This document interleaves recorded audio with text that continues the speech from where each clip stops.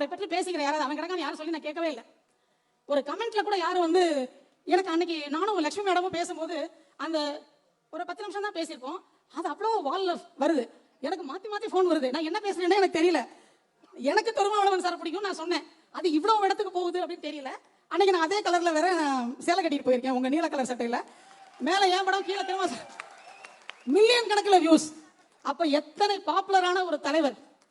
அந்த பாப்புலாரிட்டி அவருக்கு ஒரு நாளில் கிடைத்ததல்ல, அவரது கடுமையான உழைப்பிற்கும் அவரது கடுமையான கல்வி அறிவிற்கும் அவருடைய கொள்கைக்கும் அவர் வந்து கன்விக்ஷன் சொல்லுவோம் ஒண்ணு, அந்த மாதிரி அதுல இருந்து மாறாமல் அவர் செல்லக்கூடிய இந்த ஒரு தீர்மானமான ஒரு நல்ல தலைவருக்கு இறைவன், அவர் நம்மளாலும் சரி நம்மளாலும் சரி, பெரியாரே ஒரு காலத்துல சாமியை கும்பிட்டவர் தான்.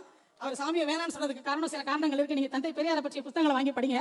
இவருக்கு கண்டிப்பாக 100 வயது தாண்டியும் இவர் வாழ வேண்டும் அப்படிங்கிற ஒரு ஆசை எனக்கு இருக்கிறது. அவர் வாழ்வார் என்ற நம்பிக்கை